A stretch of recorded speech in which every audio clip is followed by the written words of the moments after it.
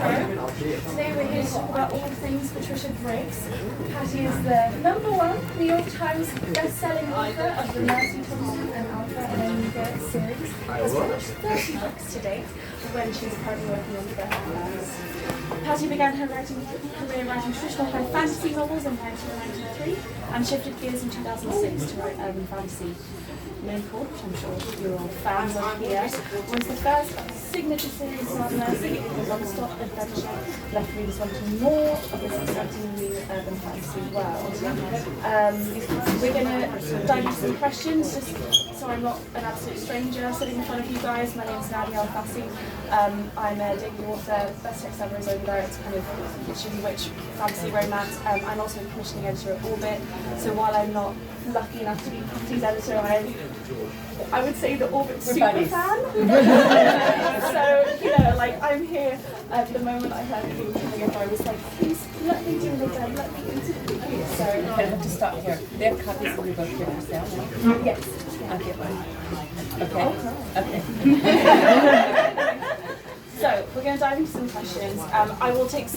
We'll do audience questions at the end. So if you have something burning, remember it. I'll come back to you, okay? So, werewolves.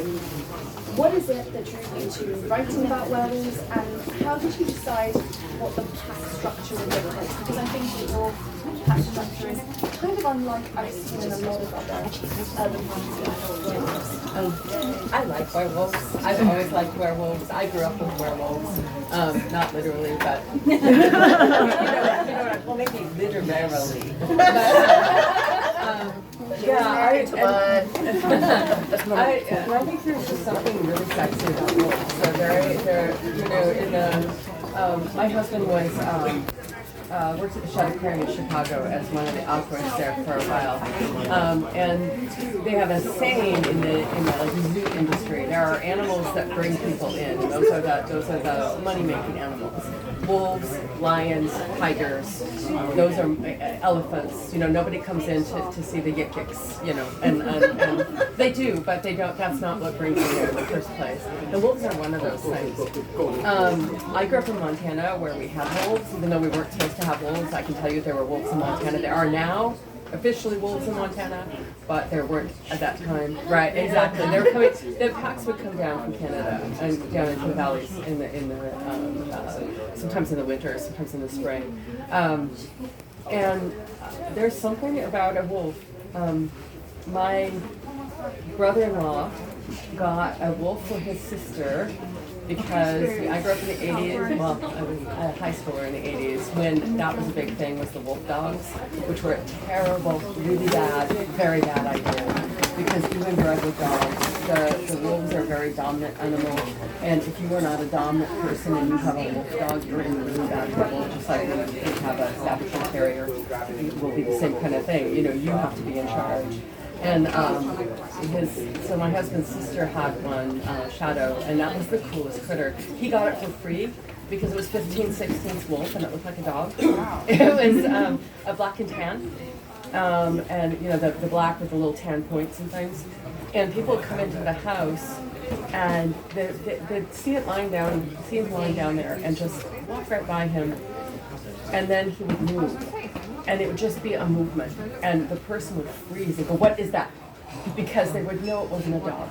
The way he moved was not a dog, and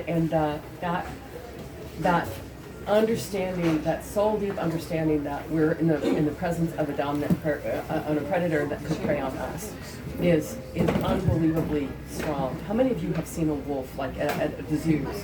When they look at you, you want to look away because they look at you like you're food. And it's just I don't know. I've always loved them. The pack structure I started out with the pack structure that we thought wolves had back in the 80s.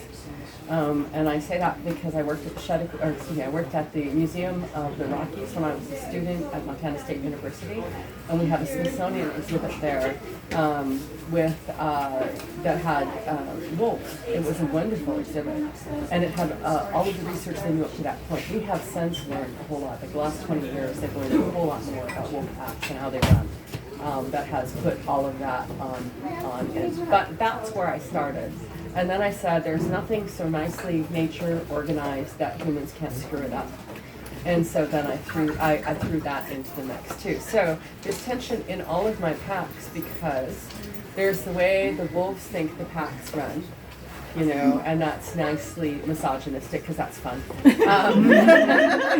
Where the women take their ranks from the men that they're married to or they're mated to, and so you have things like Honey, who's mated to the submissive, lone submissive in the pack, and really she is like one of the more dominant wolves in the pack.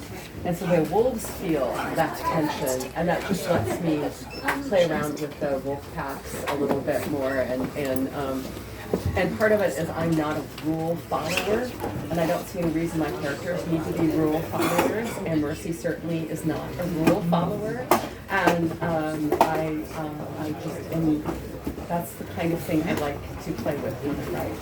So that's that's sort of a really long answer to how all of that happened. No, I'm so glad you went into so much detail as well, and also I love Honey, so to hear you speak about that. But on, I guess, you know, werewolves and vampires and witches and fae, golems, indigenous spirits, the work that you have such an intricate world of sort of varying magical species. I would love to know more about like how you go about researching or learning about different folklores. What draws you to writing about certain creatures over others? I was lucky enough that my mother was an elementary school librarian. And so I spent my summers like cataloging books and things when I was like 10 or 11. And one of the things that meant is that I got free access to the library all the time. And I had read the entire 800, the Dewey Decimal 800 thing by the time I was in third grade. 800s are the fairy tales and the folk tales and all of those. So I'd read all the colored fairy tales, the Andrew Lang books and the Brothers Grimm. My sister was 4 years older than I am, and when I was, I think like, I might have been as young as 3, but I think it was when I was 4, my aunt gave her Reader's Digest version of like Reader's Digest fairy tales. And it was all of the Grimm's fairy tales in their original grimness. It was, the goose girl is pretty bloody. It's pretty gory. And when they take the queen at the very end and they strip her naked and stick her in a barrel filled with spiky nails and drag her through the city, that's in there. I don't know that my mom did that. But it also had the Hans Christian Andersen stories, which taught me that I didn't like sad stories. Little Match Girl made me cry every time, and to the point where you can just show me a picture of her, and I go, oh, the poor little Match Girl, and I cry. I just have been, my whole life, been steeped in folklore, and it's all stuff that I couldn't use when I was writing traditional fantasy, because that's original, and if you stick folklore in traditional fantasy, it feels odd. It feels very odd. So when I got to write urban fantasy, I thought, yes, all this weird stuff I know that nobody else knows or cares about, I get to use. And as far as choosing what it's a matter of looking at what I've done before and where I'm going. And I'm incredibly easy to bore. I'm ADD, a little bit of ADHD, but mostly ADD, and it means that I have to hold my own attention in order to write a book, and that means I can't write the same book over and over again. They're all hopefully very different from each other, and one of the ways I do that is I go, okay, what have I not done? For instance, as a kind of random example, because I talked about this yesterday, I decided I wanted to use a black dog, which is a traditional sort of like the white lady, the black dog. There's a lot of different kinds of black dogs, and I was looking for different kinds of black dogs, and I ran into Guayota from the Canary Islands, and I thought, hey, this is cool. I know nothing about this at all. I know nothing about the Canary Islands at all, other than that they exist. I'm a history major, so you have to, but I'm an American history major. So, say something about my education, I have a dual major in history and in German, and even when I got my degree in German, I could not speak German. So, right? All right. I can write it and read it. I could read and write it 4 years ago when I got my degree. That is no longer the case. They got But, none of it. which is why my German is so bad in the first year students, by the way. If it is, you can't know. Oh, well, bless you. The very nice German man who read the first 3 books and wrote to me, he noticed. Michael Bach wrote to me and he said, I really like your books. They're really, really good and your German sucks. And I said, you now have a job. All of my German goes to Michael Bach and his wife, and they're wonderful. And they do things like write wonderful spells for Z to use and things. They're wonderful. So I made a friend for life. It was awesome. I have bad German. But it's, I'm just I've been a magpie my whole life. I magpie grabbing stories. If you're interested, how many of you are writing right now? Okay, so if you're interested in looking at just a really good primer on UK folklore, there's a book called The Encyclopedia of Fairies by Briggs, and she's no relation of mine, sadly. She was a folklorist who worked in the 1950s and 60s, I think, and put together this really inclusive book of fairies. And when I was in high school, my sister happened upon, I have the best sister in the world. She's awesome. My books are much better, but I have this sister. But she had a copy of it, and I stole it from her for years, and then I found another copy so I could give it back to her. That's a really good place to start, is Briggs. And she has a number of other books out.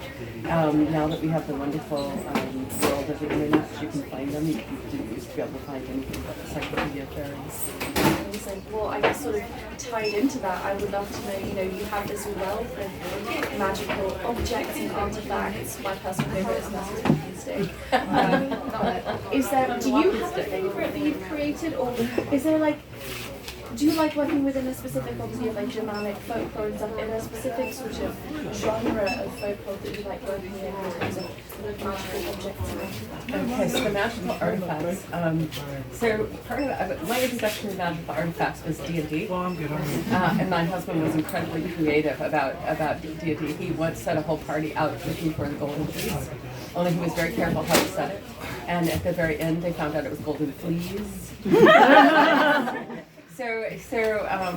And we had a book of, I don't even remember the name, somebody's book of incredible magical artifacts, and it's things like, yes it is, thank you, that's it, exactly.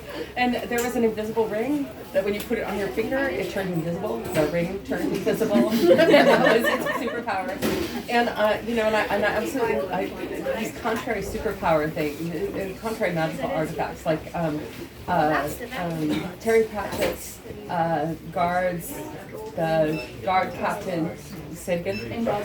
And in Guards, where he has where the very tall man raised by dwarves, considers himself a dwarf, and he carries around a sword that is not magical. Very not magical. Just amuses me. Right. So those kinds of things. So when I gave Mercy, I looked up for a Silverborn. I needed magical artifacts, and frankly, I did. I know a lot of them, but I also just Googled magical fae artifacts and picked and chose ones that I'd heard of before and found in real stories, and I came across this staff that when you hold it. If it's your staff, your sheep have twins. All your sheep have twins. And I thought that is the most useless thing to give an auto mechanic I can think of. And I thought that was really funny, and that's what I did. And then it had the last laugh on me and turned into a Deus Ex Machina, and started being way more powerful than I would have to. And so I killed it, and it was gone, and it was never to return. And then Everybody cried. Everybody cried, which made me happy because that's what authors do. Authors and teachers. I told when I was teaching, kids would come up to me and they would be whining about what assignment or something like that, and I'd look at them and I would say, I have a teaching certificate. I had to take a class in sadomasochism, and if I didn't enjoy causing pain enough, they won't give you a teaching certificate. So how you come here and whine at me to tell me how sad you are about this assignment makes me happy? Thank you. And I feel the same about writing too, right? when I wrote Smoke Bitten, I had the whole book done. It was finished, and I was just going through and edits, and the damn book, and the damn staff came out. So it's it's a walking stick. So it's not my favorite article because it's hard to manage and keep the power play, keep the power. I don't want it coming out as the magical fix-all of everything because that makes the story stupid and unhappy. So I have to fight it. I promise you I will fight it with all my heart. And I tried putting it to Coyote and it came out, so maybe I'll try it again. Let's see. Right. I do want to slight pivot. I want to talk about the urban fantasy as a genre. It's having a bit of a renaissance right now. Like Hazelwood has released Bride, people are discovering it this first time. I would just want to know what your favourites are in the genre, what you'd like to pick up, what you look for in a good urban fantasy novel. And also, potentially we could talk about the Amigaverse if there are things that you like and you don't like. Okay, I have two things. Let's see. I think that for me as a writer, what I love about urban fantasy is it's a really wonderful gateway for people who don't read fantasy at all, because the world is real and it's just got these things that happen that aren't real but they're familiar to people. Anybody who watches TV knows what a vampire and a werewolf is, right? So there's a really low bar for people. When I read my first science fiction book, I had to read it and I couldn't even use a dictionary because I had no idea what a Terran was. I had to ask my older sister, I was reading Every Norton, what is a Terran? Are they from Earth? Why isn't enough Earthling? I don't know, but Terran sounds cool. Okay, fine.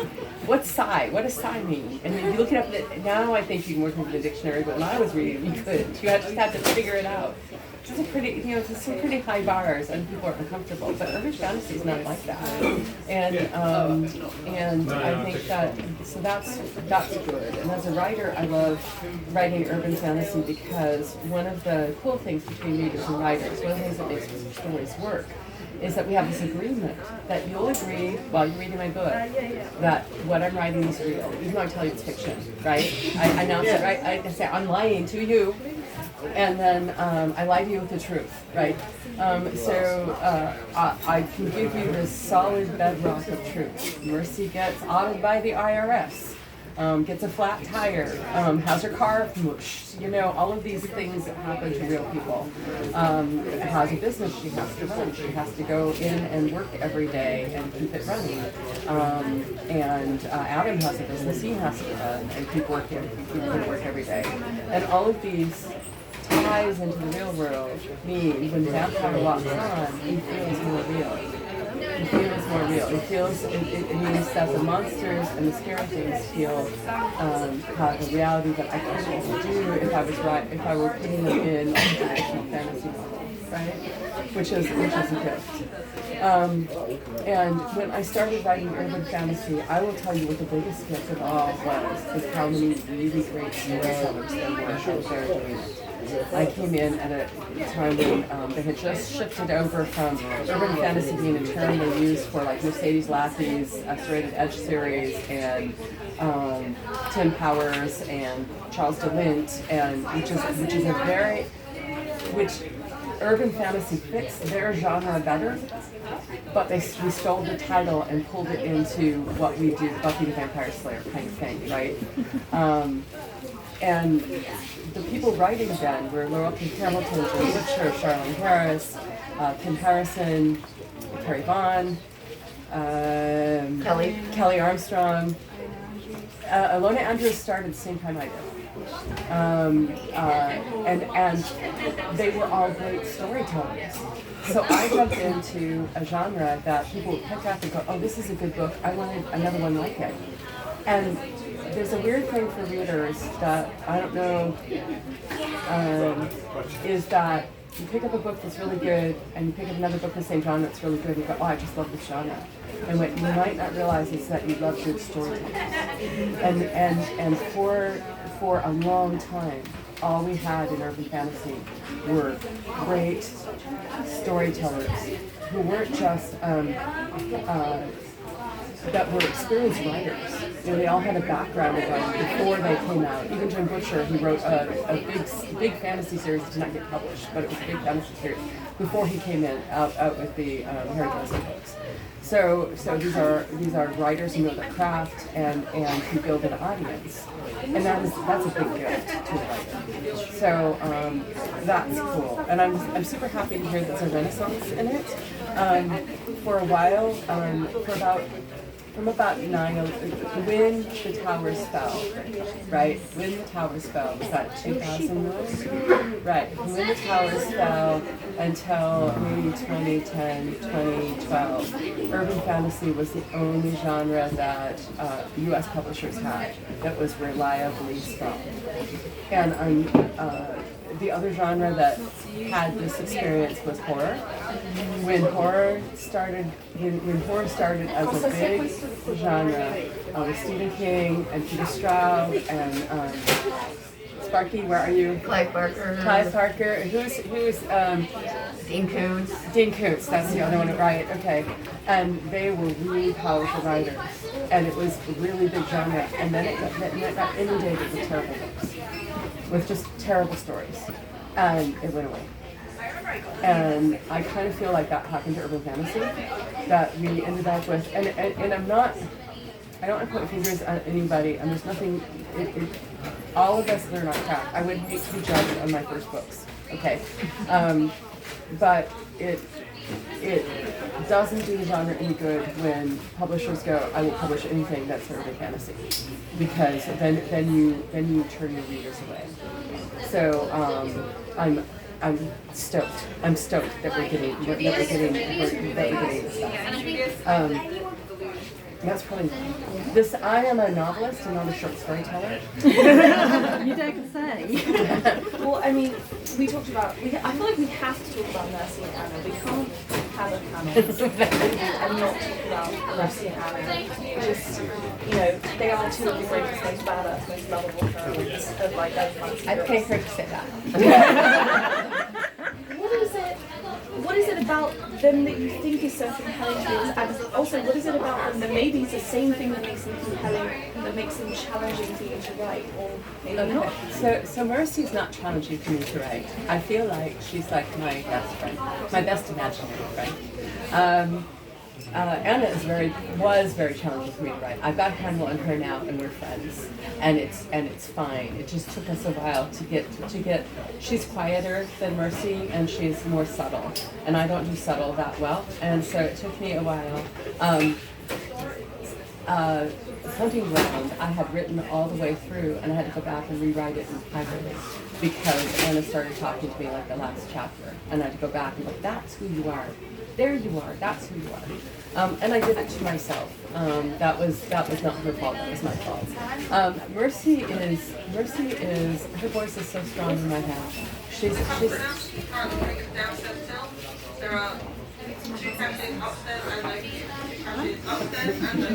Okay. Good. I'm happy to hear bookstores are doing well. But Mercy, I think she speaks to everybody. We all know situations like that. She's not a superpowered character. Her superpower is she turns into a 35-pound coyote. So she has to be smart. And she's stubborn, but she's not stupid about it. Nobody gets away with dissing her. Nobody gets away with pushing her around because it's not safe. That's why she does that. But she gets back at people in ways that are not going to make her unsafe. So she puts blue dye in the shampoo that she knows that Adam's ex-wife is going to use if she decides to go in and take a shower in her bathroom, which she of course did. That kind of thing, which is not going to hurt Jesse or Adam, right? Can she take Christy on? Absolutely. Mercy could wipe the floor with her, but she couldn't do it without hurting Jesse, and she couldn't do it without putting Adam in a bad place, because Adam is a natural protector, and Adam knows which Christy or Mercy, which would need his protection in a battle between the two of them. She's not going to do that to him. She's not going to force him to take his ex-wife's side. That's not okay. So she's and she's kind. You know, she works really hard to make things work. That's part of her being a mechanic, right? She fixes things that are broken. And then part of being a chaos agent is she makes broken things more broken. It balances out. And I like it because she always has unexpected, to me, she has unexpected reactions. I can always throw her in a scene and have it go sideways. And as a writer, that makes me happy. As an ADD person, that makes me even happier. I hate books that I just read when I write them. I don't mind them so much when I'm reading them because I read really fast. But if I'm working on a book for a year, I want it to be on. I want to still be interested in how it's going to all end up by the time when I'm working on the ending of the book. And that's how I do it. And she's loyal. And she has several character arcs that are going on all the time, and so I think that to me that's the secret of why she works, why she's a great character, is that she just has all these human characters. Anna was more difficult for me. She wasn't set up to be a serious character. She was set up to be a foil for Charles in a novella. And then I got asked to write a series based on Charles and Anna, and so here I have this super overpowered badass guy who is old, and this kid. She was in college, and she got abducted, turned into a werewolf, and basically battered around for a couple of years, and kept her head down because that's how she survived. And how to make that a balanced couple with that power imbalance there was something I struggled with a lot, and finally came up with Charles because he worships the ground she walks on and he understands what she is, and that's why she had to be an Omega and not just and we'll talk about Omega universes a little bit.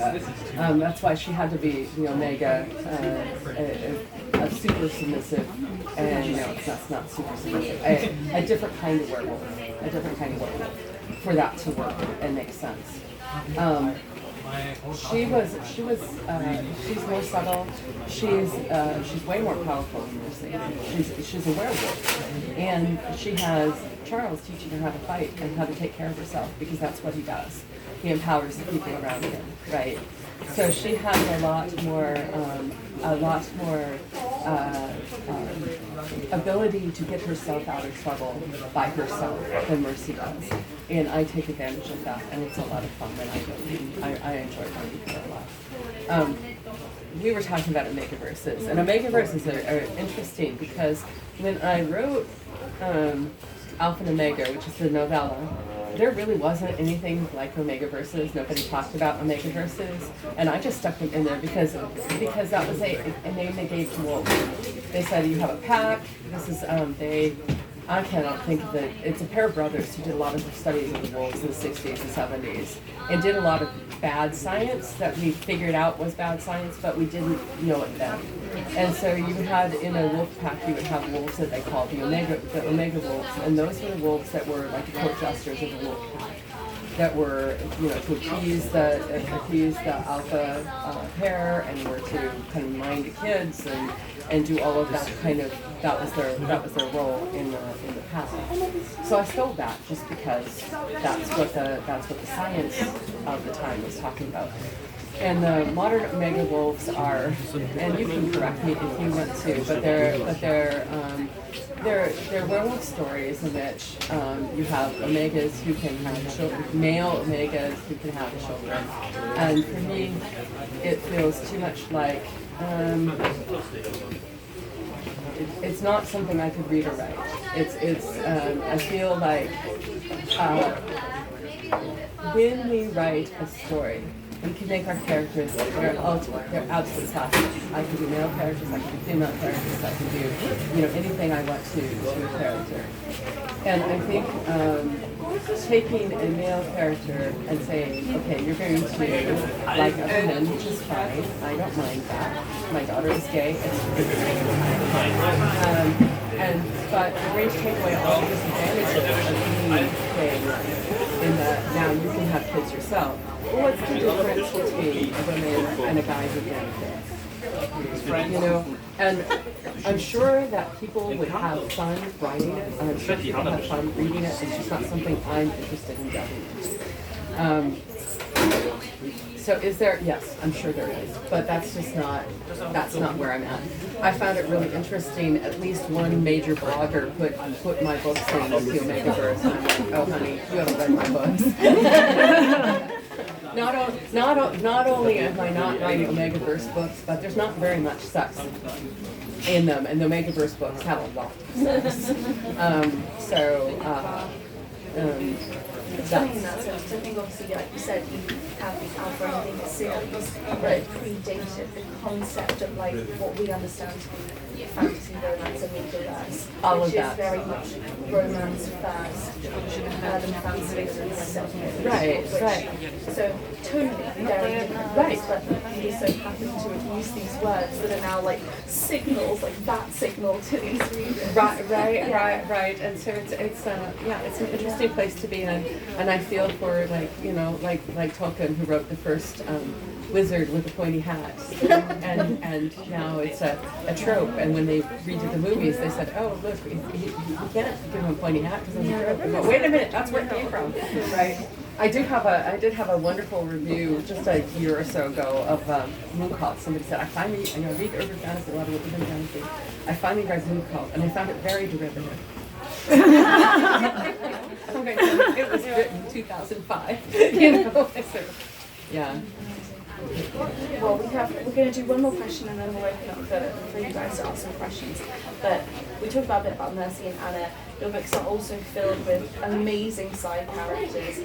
Do you have a favourite? And also, I would love to know what your favourite villain of the series is. Okay. I have a favourite of whichever character I'm working on. Right now I'm working on a story with the seal, and I just love writing the seal. He's sort of a combination of, the Lancelot from Camelot, where, this creature who such marvels can do, say moi, tis I. Right. He is every bit as good as he says he is, and it makes him a very fun character because his attitude is so opposed to what how we carry ourselves in society. And he comes in and goes, yes, I am that capable and I am beautiful, and you must worship at my feet. Sort of a cat-like attitude, right? And also stole it from a horse of mine. It was very much like that, and I thought, yeah, absolutely. So he's fun to write. I love Ben. I love Warren. He's fun because Mercy thinks of him as her big brother and as this really lovable, wonderful, kind, and for her he will be that. But he's been pretty brutal, and he's a survivor, and he's not opposed to killing people and burying burying bodies in the backyard and shutting up about them. When shoot shovel and shut up, he rips their throats out, shovels and shut up, that kind of thing. That's not so he's fun that way. The real grace of writing a series that is this long in the tooth. I've been writing Mercy for almost 20 years, and Alpha and Omega very shortly thereafter. And I have, and I'm going to ask. I never remember. I think there's 14 books. 14 books. 14 books. And you're Mercy working on the series, 7th. And I'm working on the 7th Alpha and Omega, and then there's Shifting Shadows. There's the collection stories. It gives me a lot of pages to develop characters. And also, when I write, how many of you have read Winter Lost? Okay, when I write, that's the way my brain works. It just happens in Winter Lost. I finally put it in those little side chapters with all of the side characters that are doing things that are totally different from what's going on in the story. My head does that all the time when I'm writing. So that's why all these characters fill out for you, is because in my head, I have stories going for them. And part of that's because I like to do that. It's fun. Part of it is because the way stories work is because humans are pattern recognition creatures. That's how we can look at somebody who's talking and saying one thing, and you go, I know you're lying, and I don't know how I know you're lying, but I know you're lying, right? I had a really nice gentleman tell me about how he was a martial artist and how he was, street smart and all this stuff, and the whole time I was talking to him, I'm going, I know you're lying, and I can't figure out why. And then I realized when he walked away, he was wearing flip-flops, and I thought, no way in hell does anybody who street fights wear flip-flops. Wear shoes with tight laces, they stay on your feet. You don't want to be barefoot in a fight, and you also don't want to have loose shoes. So these things that you recognize, and we humans are very good at it. I can do a little squiggle, and you'll see, and I'll say that's a coyote, and your eye will go, oh, that's a coyote, right? Even though it's a little squiggle, and it looks nothing at all like a coyote, but your brain will tell you that that is. It's why, as a writer, we tend to reuse the same monsters over and over again, because in order to keep the story running, we don't want to spend pages and pages and pages on description. So if I tell you dragon, you have a picture in your head immediately. I say black Chinese dragon, you immediately have an even more detailed picture in your head, and whole host of things behind it. And then all I have to do is tell you how my black Chinese dragon differs from and everybody else's black Chinese dragon, right? And so and all of a sudden I have this big volume that you bring into my story that I don't have to push on top of you, so I can make the story keep going. Okay. And I was going somewhere with this. All right, we're doing this. So the side characters. All of my side characters have storylines that go parallel to the stories when I write them. They always have. They always do. I know things that happened in their lives, problems they're having with their families, and things like that that aren't suitable for a novel. That aren't suitable to come in. But it does change who the characters are. So when they walk in, they're not just being characters. And because I'm writing a long-running series where I have thousands of pages to play with, it works. And it's really fun. Thank you very much for giving me the opportunity to play like this for as long as I have. I think that's a wonderful note to open up to some questions from you guys. So who would like to go first? At the front? Why did you make Bram Welsh rather than Scottish or Irish? Why did I make Bram Welsh rather than Scottish or Irish? I actually have a really good reason for that. Actually, I grew up in Butte, Montana. I am mostly Irish. I grew up in Butte, Montana, where they do speak Gaelic, and they spoke Gaelic back when I was growing up. It's about as Irish a town as you can have outside of Ireland, and maybe even inside of Ireland. But when I started writing these books, let's see, I pulled in my background, and I worked at the Museum of the Rockies when I was in college, and one of my jobs was to read through the journals of David Thompson, the Welsh cartographer, who came through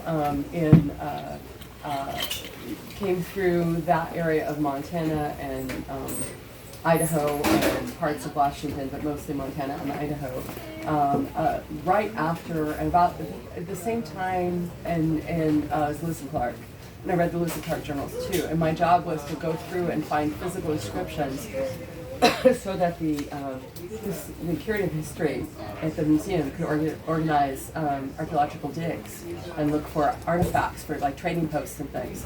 So I knew a lot about David Thompson, and he's a wonderful character. He's kind of a curmudgeon, and he worked for both of the fur trading companies out there at one time or the other. He kept meticulous journals, and it gave me a lot of material to work with. And I thought, when I wanted to bring a werewolf into the country, obviously they're going to be from Europe, because werewolves are a European creature. And how am I going to get him there early enough? So I brought him in with, it could have been Lewis and Clark, but Thompson made more sense. So he was Welsh. so very sorry, but and he would tell you that he's Celtic, and leave it at that, because when he was there, it wasn't Wales, or when it was smaller section, smaller pieces, more tribal than it got later on. Thank you. Absolutely. Did you always know that Kaito was going to be Mercy's father? No.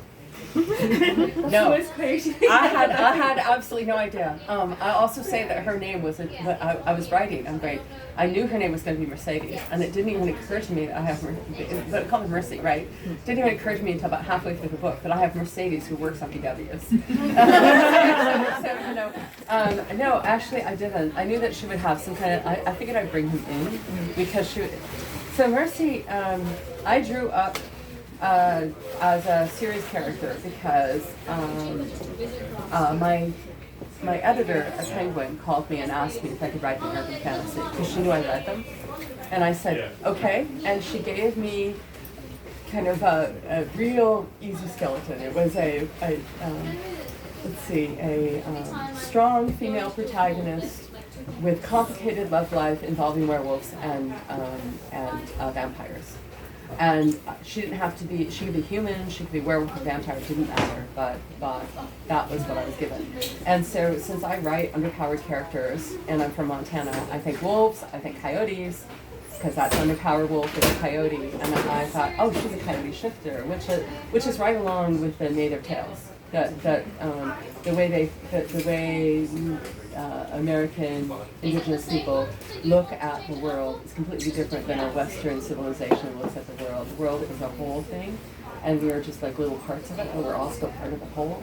And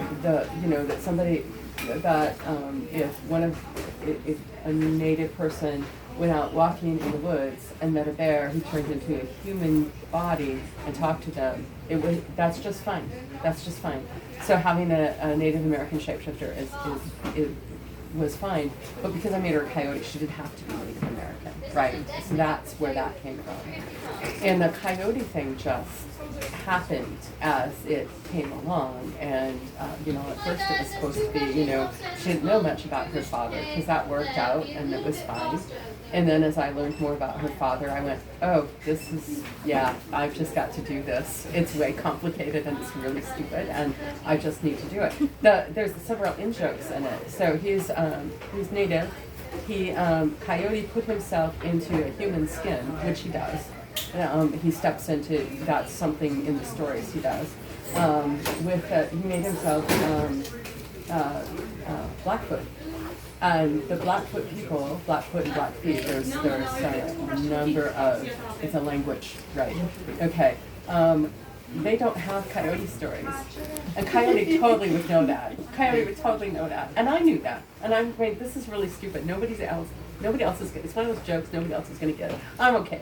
So it was my own joke.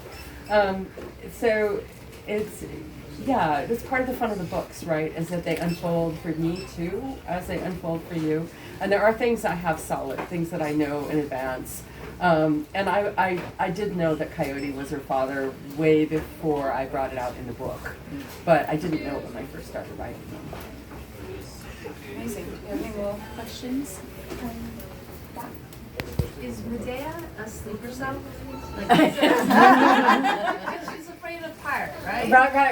Right. No, Medea's a cat. She's just a cat. No such thing as just a cat. She's just a cat. She's based on, I had a Manx. And they are the weirdest cats. They're like dogs. They're like dogs. Yeah. Yes. They're like, they totally are super friendly. I did get punished by my Manx one time. She was mad at me. I can't remember whether we gave her a flea bath or something like that. And we had a gathering at our house right afterwards. And she went to everybody who came, all the strangers who came to our house and sat in their laps. And then she walked by me. And she went to all the strangers who gathered at our house, and she walked by my husband. And it was definitely teaching us that giving her a bath was not the right thing to do.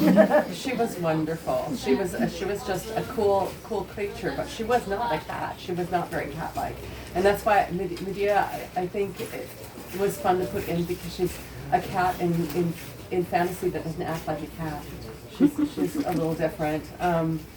Pirate. If you read, We're gonna have to do this. There's a short story in the anthology Sparky, Instincts, Memory of Witches. Instincts, and the short stories in Memory of Witches, and you find out a little bit more about Pirate and how Pirate is different, and feel a little bit more sorry for Pirate, and a little bit more maybe unhappy with Sherwood Post, but that's okay. I'm okay with that. Yeah, no, I just wanted to say, I'm a therapist and I would love to say how much I appreciated how much care you put into when you wrote about the thing that happened to Mercy and what happened to Anna, that it doesn't just happen and then it's forgotten. That there's echoes, not just in the book where it happens, but throughout the series. Right. And even when you think everything's fine, then something is re-triggered, and I thought that was done really respectfully. And I just didn't know how you went about doing that in a way that you felt was, you know, what you wanted to do, but also, do you know what I mean, dealing with that. Because a lot of people don't do it as respectfully as you did. Thank you. And it's one of the problems with being into the mister. I'm not really a pantser. You know, I have things that I can see in the mist. Rather than a plotter, because I don't think if I were a plotter I would ever have plotted that out. That's a very bad way to plot things out. But I got halfway through Iron Fist and I knew who Tim was. Every woman here knows a Tim. You know, every one of us has felt sorry for this guy who was just kind of an outcast that people treated badly, and you go out of your way to be kind to them, and 90% of them are awesome. And then there's that 10% that are really, they've been pushed aside because they don't fit in very well and because they don't understand human interaction. And they read way more into you just being simply polite and kind than you meant to put in there. I had a couple in my class when I was in high school, and I knew what he had. I knew the powers that he had amassed, and I knew what he was going to do. And I had a choice to make. I could make the choice and say, if you're smart enough, if you're badass enough, you can get out of anything and nothing bad could ever happen to you, which is a lie. It's a lie, and it felt like a damaging lie. And I'm also saying that as a writer, don't believe that I can take a character who's had bad things happen to her and make her a badass character, which is also a lie. Because we all know that you pick yourself up and you're stronger than before. You're not the same person, but you're stronger than before. You don't let the bastards get you down. And as a human being existing in the human planet with friends, I have seen these things happen. And I believe in authenticity. I don't think that I could write the characters if I directed them too hard. So when I step in Mercy's head, it's all of the events, everything that's ever happened to her is still there, you know, and I carry through just like it is for us. You know, when I wake up in the morning, I don't get to magically scrub stupid things I did yesterday out of my head. Those don't go away. Those influence me, and I think it's important when you're writing fiction to write fiction that's true. I don't know if that makes sense, but it's. I want to model good relationships, and that doesn't mean perfect relationships. There's no relationship that's perfect, but good relationships, and how to come to agreements with people who have very different opinions. Mercy's in a mixed marriage. Her husband votes Republican. He doesn't vote for Trump, but he does vote Republican, and she's very liberal. And how that works and how they negotiate around that. I think it's important, because if you just say, oh, in a perfect relationship, it's a Princess Bride relationship. Yeah, as you wish, which is wonderful in Princess Bride anyway. But in real life, it would be awful and kind of creepy, right? You want to allow the people that you have relationships with to be real people too. And as in all I can do is things in my I can't give you things that everybody else has had. I can just give you my observations from my viewpoint and let you carry on with what you're doing. Thank you. Can I just carry on from that? Because as a survivor myself, obviously Mercy and particularly Anna have been a gift, you know, an amazing gift. And I just wanted to know, do you understand the gift that you are able to write? Sorry. I think, I will tell you, I think Iron Kiss is the most important work I've ever made. And I think that I am aware of the responsibility I'm given with the books that I write, and more importantly with the audience that Nadia has given me. You know, when I wrote books and 2,000 or 3,000 people read them, it wasn't that big of a responsibility. But when I write, I'm very aware that the people reading these books have agreed to believe in my world.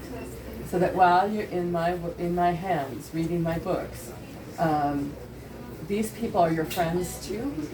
There are people you care about, and I treat them like that. It doesn't mean that they get, you know, I made jokes about torturing you, right? It doesn't mean they get perfect lives, but you wouldn't like books like that anyway. And I do have people write to me, why did you do this? This should be perfect, you know, you should do this and make all everything happy, happy, joy, joy. But it's sort of like with the Matrix. If everything is too good, then it feels like worthless. It doesn't feel right. Yeah, like 180 on honey. Everybody was like, why do we love honey now? Right. Well, you know, the fun thing about that is I knew everything about Leah from the get-go. When she stepped in the news hall, I knew that huge story, and it informed how Bran was too. And Honey has just been a serendipitous character for me. As she just grows and develops as we go. She was a stand-in character. She had a role to fulfill in Mooncall, and then has changed up as we're going along. I could see her running her own pack much though. Oh yeah, totally, and they would all be good wolves. Right. So it's I don't know. It's the weirdest thing in the world. It is the weirdest thing in the world to be a writer. It's like being god of your own little universe, or maybe a dungeon master, right? And but I am aware that people, because I'm a reader first, right? And I'm aware that people come in here and they trust me to take care of them. And I have to tell you that one of my goals is that when you get through with one of my books, my hope is you'll be in a better headspace than you were when you started it. Even if I put you through hell in the middle part, that you'll just be in a better headspace, and you'll believe in things like good versus evil, and that good can win, and that you'll believe that there are good people out there, and that you'll believe that, you know, it really does matter that you choose the right thing, that you make hard choices. That really is important. That you believe in heroes. I believe in heroes. I think everyday heroes are incredibly common. They're the people that just, you know, get up every morning and go work a crappy job so that they can pay the bills. Those are heroes. The ones that, you know, my mom stayed up all night long one day because my sister told her teacher, who did not like my sister, which is the weirdest thing ever, but she didn't like my sister. She treated her like crap. They had a big play coming out, and it was for Christmas, and she said, well, the person who plays the main character in this little play is somebody, does anybody have a dog costume? And my sister told her teacher that she had a dog costume, and did not tell my mother she told her teacher that she had a dog costume until like the day before the play. And my mother spent all night long sewing a dog costume. I remember her getting her up in the middle of the night to try it on. It was too small, so she put spots on the dog. And those kinds of people are here everyday heroes, and I just believe in them. And I think that a world in which there are people like that, it doesn't matter how dark the darkness is, that's still a world of light, and it's fun to be in. That's a perfect place to wrap up, I think. If there are any more questions, I'm sure you'll be able to answer a few as we go through signings. But thank you so much. I think Thank you.